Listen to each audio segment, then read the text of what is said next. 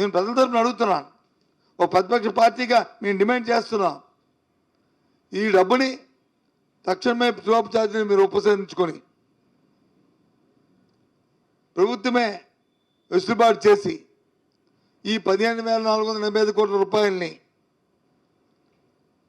ప్రభుత్వం డిస్కాములకి వచ్చి చెల్లించి ప్రజలకు ఉపశమనం కలిగించాలి. ప్రజల మీద వచ్చి ఒత్తిడి తేగకూడదు, ప్రజల మీద వచ్చి దీని భారం పడకూడదు అని మా డిమాండ్. సమంజసంగా ఆలోచన చేయండి. మీరే చెప్పారు కదా ఎన్నికల ముందు, ఇదేదో ఎన్నికలైపోయిన 5 సంవత్సరాల తర్వాత 3 సంవత్సరాల తర్వాత మాట్లాడుతున్న మాటలు కాదు కదా. ఆయన ఎన్నికలైన 7 నెలలకే మాట్లాడుతున్న మాటలు కదా, 6 నెలల తర్వాత 7వ నెలలో మాట్లాడుతున్న మాటలు కదా ఇవి. దయచేసి ఆలోచన చేయండి.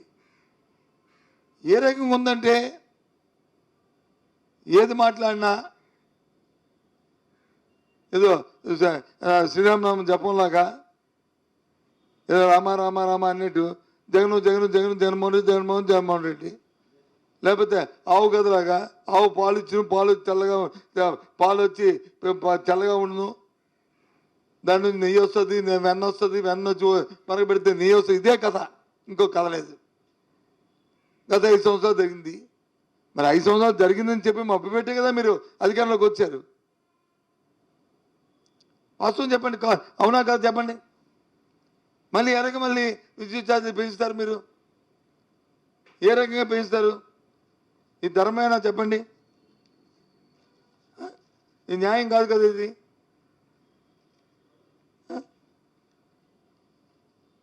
ఇంతే కాకుండా మీరు ఈ ఈ సమయంలో సుమారు ఈ 6 నెలలకి 67,237 కోట్ల రూపాయలు మీరు అప్పు తీసుకొచ్చారు. 67,237 కోట్లు అప్పు తీసుకొచ్చారు. మళ్ళీ రేపు మంగళవారం ఇంకో 4,000 కోట్లు మళ్ళీ అప్పు తేపోతున్నారు. అంటే సుమారు 70,000 కోట్లకి ఈ అప్పు వచ్చి వెళ్తుంది. ఈ 70,000 కోట్లలో 15,000 కోట్లు వచ్చి మరి దీనికి ఇవ్వపోయారా? ట్రాన్స్కోకి ఇవ్వపోయారా? ఎందుకు ఇవ్వలేదు? సబ్సిడీ కింద ఇవ్వచ్చు కదా, ఎందుకు ఇవ్వట్లేదు?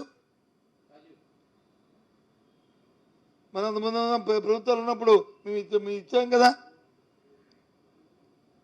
అందువల్ల ప్రభుత్వాలు ఉన్నప్పుడు మేము ఇచ్చాం కదా, మన కార్యక్రమం చేయొచ్చు కదా, ఎందుకు చేయట్లేదు మీరు? చేయకంట మళ్ళీ మీరు వచ్చి ఇవాళ తగుదమ్మని అంటూ ఈ నెలలో వచ్చి సుమారు ₹1.20 వరకు, మళ్ళీ మార్చి నెలలో వచ్చి ఇంకో 90 పైసల వరకు, అంటే ₹2 విద్యుత్ ఛార్జీ పెంచడం, 67,000 కోట్ల రూపాయలు అప్పు తెచ్చి పోనీ అప్పునేమైనా ప్రజలకు ఏమైనా ఇంతకుముందు వైసీపీ ప్రభుత్వంలాగా డైరెక్ట్ ట్రాన్స్ఫర్ ఏమైనా చేశారా? పథకాలకి ఏమైనా ఇచ్చారా? ఒక్క పెన్షన్ తప్ప ఇంకేమైనా ఇచ్చారా చెప్పండి? పెన్షన్ తప్ప ఏమైనా ఇచ్చారా చెప్పండి? పర్వాలే చెప్తే మేము ఇచ్చాం కదా, ఈ 70,000 కోట్లు చేశాం కదా అనొచ్చు. లేదు కదా. ఒక దీపం పథకానికి వచ్చి అది ఒక సిలిండర్కి ఎవరు బుక్ చేసుకుంటే వాళ్ళకని చెప్పి దానికి ఒక 800 కోట్లు బడ్జెట్లు కేటాయించారు. అందులో ఇప్పుడు 200, 300, 400 కోట్లు ఖర్చు అయితే అవ్వచ్చు. అవునా కదా? ఇదేమి నేను చెప్తున్నా ఏమైనా అబద్ధాలా చెప్పండి?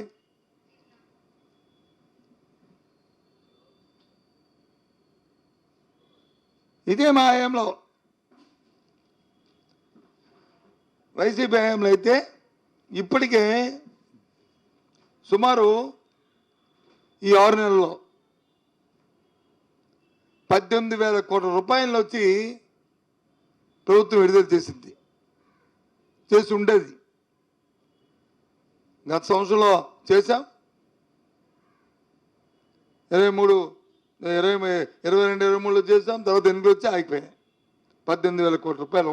ఒక రూపాయి 2 రూపాయలు కాదు, ఆ అక్క చెల్లి, ఆ అమ్మ, ఆ తల్లి, ఆ అవ్వ ఆ ఖాతాలో చేశాం. నేనేమి ఏదో అభూత్ కల్పనలో లేకపోతే వాస్తవ దూరమో నేను చెప్పట్లే.